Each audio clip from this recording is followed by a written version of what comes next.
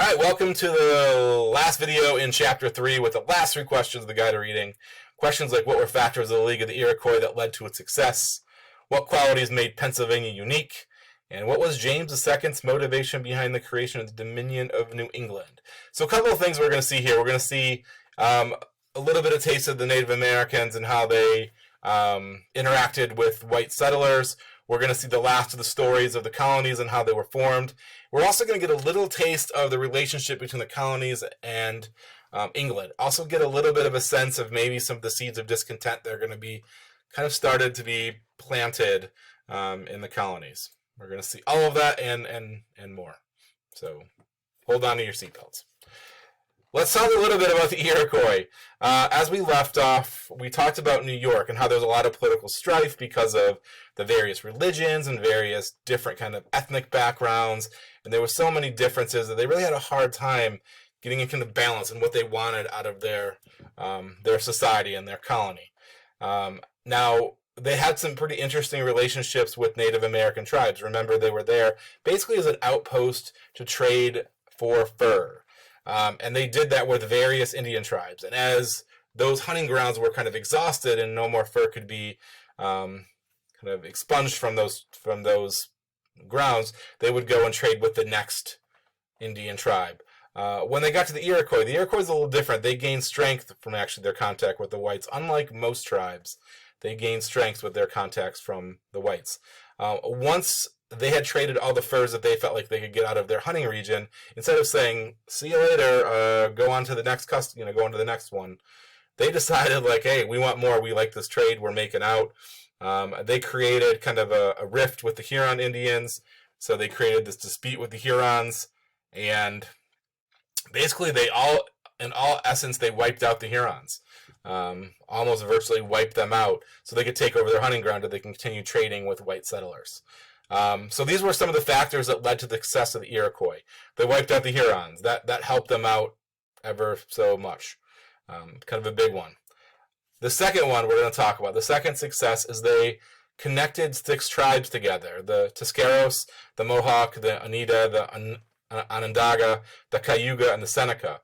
They all got together. They formed kind of like this council where they banded their strength and their numbers together to become a more powerful unit as opposed to just individual tribes. So they kind of banded together. That led to a lot of strength for the Iroquois. The last thing that gave them strength was political powers held by men and women in the tribe. Not just shared power, but political power. A big distinction that I want to make sure everybody gets.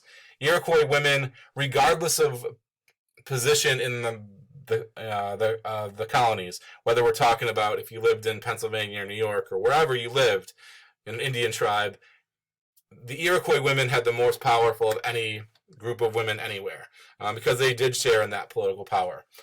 Iroquois women were able to, again, give opinions, give advice, participate in the government, and they actually selected the Council of Chiefs that made a lot of the policy of the Indian tribe. They selected those. They also had the power to remove those that they did not like.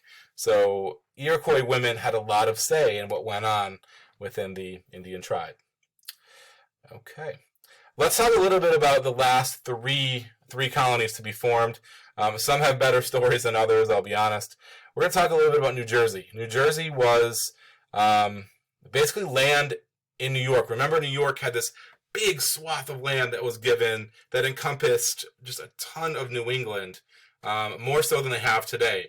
Part of that was what is present-day New Jersey. That was originally given to the Duke of York. He decides, like, hey, these buddies are my friends. These guys are my friends. This Lord Berkeley and Sir George Carteret. I'm going to give them, let's give them 5 million acres, which became New Jersey. To get people to move to New Jersey, Berkeley and Carteret decided they're going to guarantee settlers land, guarantee religious freedoms. They were going to have a representative assembly, which sounds familiar. This is what a lot of people did in a lot of these colonies. Now, eventually, as things kind of happen, there's, religious problems. Eventually the proprietors sold, East and West Jersey to different investors. And a lot of Quakers went to West Jersey and eventually found out a better place to go to be a Quaker was Pennsylvania. So New Jersey has kind of its story. Pennsylvania is settled by a guy by the name of William Penn. And there's a lot of things that make Pennsylvania very, very unique. I believe question number 12 in your guide to reading asks what makes them unique. Well, here you go. Here are some of those questions.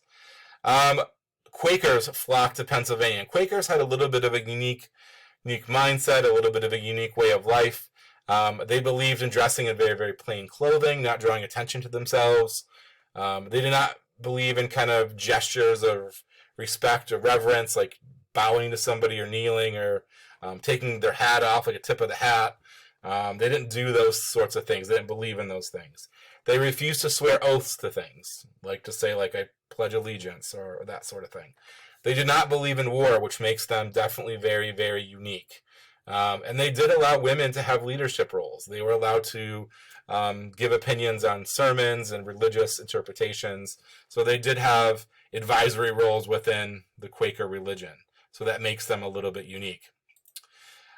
Pennsylvania was a proprietary colony, and oddly enough, the Quakers were seen as a little bit of an oddity, and it's kind of interesting that they were given, that William Penn was given this charter basically by the king. He was seen as kind of one of King Charles's favorites, even though there were religious differences. So he does grant him this, proprietary colony. Now this is a refuge for Quakers. Quakers see this is going to be utopia. So lots and lots of Quakers flock to Pennsylvania from Great Britain. Half of them come as landowners, and they're going to be given tracts of land, and half arrive as indentured servants to work that land. So there's a lot of kind of differences there. Now, not only do Quakers show up, but they have many religions that show up as well that makes them unique. Not only is it a spot for Quakers, but there's a spot for lots of religions. Lutherans, Presbyterians, Baptists, Catholics all show up. So that's pretty unique as well. They have, instead of having like all of the towns, like that's their structure of government, like was present in Massachusetts, they have kind of big counties because they have big stretches of land for farming. Unlike in Massachusetts, where they have little small tracts of farmland where you could farm just to feed your family and get by, people wanted to make money off their farm in Pennsylvania, so they had bigger farms that they were going to farm to get some profit out of that farm. So they had counties rather than towns as kind of the structure of government. So instead of these close-knit communities, they were kind of bigger counties that people would come together and make decisions. That was a little bit different from what they did in Massachusetts. That was kind of a big deal. Lots of tracts of farmland outside of Philadelphia. Philadelphia is going to be settled as a big city because it's close to water, and as they grow, it's really going to be kind of the hub of the colonies, like the big commercial center of the colonies. Outside of that big city in Philadelphia, you're going to see these big tracts of farmland. That's what's going to be there. Things that make Pennsylvania unique is the Quaker belief of being pacifists. They do not believe in war. So in Pennsylvania, they establish a very good relationship with the Native Americans there, because they don't want to go to war with them. Like they don't want, they're not going to fight. They don't believe in war. So there's that relationship if they just don't fight. That's a pretty easy one. The other thing that really helps out is they really believe that the Indians owned the land. So every time William Penn would sell a tract of land, he would purchase it from Native Americans. Like he'd compensate them for that land. So he bought it from the Indians and then would sell it. So he believed the Indians owned the land. A lot of mutual respect there, and that worked out pretty well. There was a good relationship. Now, as more and more immigrants move in and William Penn is going to move out, you're going to see that starts to change. But initially, that's a good thing. Now, as far as government goes, originally the people that owned the most land tend to get the most powerful political positions. And that's going to cause some strife because those powerful landowners are going to want to make laws and legislation, and they don't really have elected officials. That's going to cause a little bit of a rift. Eventually, William Penn is going to issue what's called the Charter of Privileges, which is the new kind of constitution in Pennsylvania that'll protect some basic civil rights for people. And what it does more than anything is establishes what's called a unicameral government, meaning one body. Kind of like the Senate is one body in our Congress. House of Representatives would be a second one. But in this case, they only have, like I said, the one. So it's a unicameral government which can make laws, make legislation. That's kind of a big deal. Okay, so this is kind of the construction of Pennsylvania. Now, Delaware is the last that we don't talk about, and Delaware doesn't really have a super unique, interesting story. Eventually, part of Pennsylvania is kind of separated off and made into Delaware. Some people kind of show up there. Some Quakers kind of go to Delaware.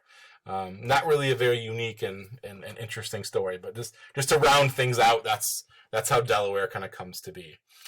Okay, the last thing we're going to talk about is England. England starts to kind of change the game a little bit. Part of it is because a new king, James II, comes on board after Charles dies, and James sees some opportunity.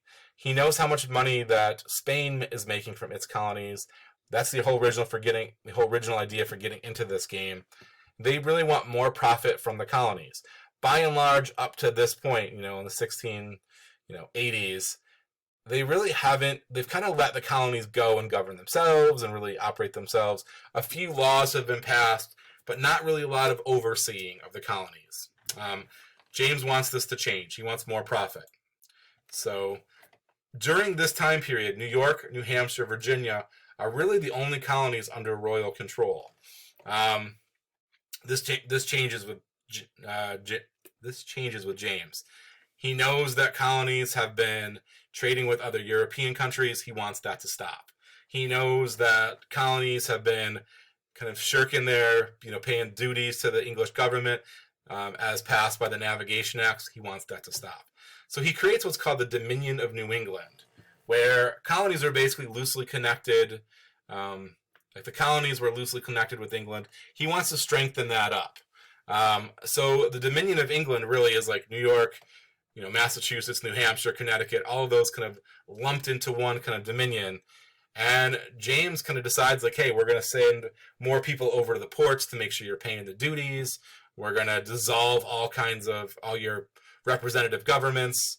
That's not going to happen. We don't want that anymore. We're going to stop you from trading with other European countries. We don't really love that. We are going to make sure that you're paying all the duties in the Navigation Act, following all kind of regulations. That's going to happen. And we're going to strengthen control over colonies. We're going to put royal governors in place everywhere to make sure that we have a say in what's going on. So people don't love this idea.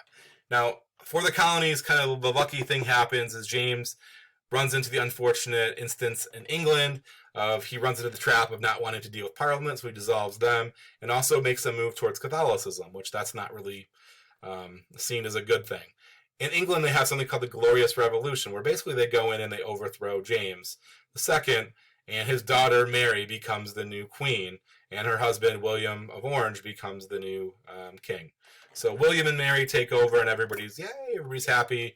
Mary decides to go back to Protestantism and decides to kind of negotiate the deal with the colonies, basically promising religious freedom, changing the ability to vote from having to belong to your church to one of land requirement. As long as you own land, you get to have a say, you get to vote.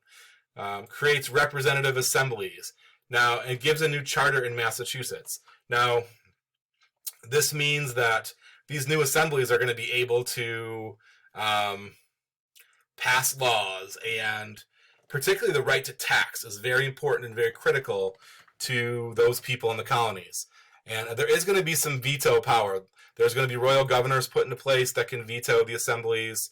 And then England can veto the royal governor if, they think that something's been signed into law that's not great. So this actually is a check so there's a check by the royal governor on the assemblies. There's also a check on the royal governor and the assemblies by the government in England. It doesn't really come to that very much. The legislative assemblies become really, really good at limiting power, of England, of kind of governing themselves. They learn the tricks of the trade, and they really, again, protect that right to tax, particularly. That's going to be key. The other thing, again, that William and Mary do continue to do is they do continue to monitor and regulate trade. They do send more people to make sure that people are paying duties, and eventually the colonists do fall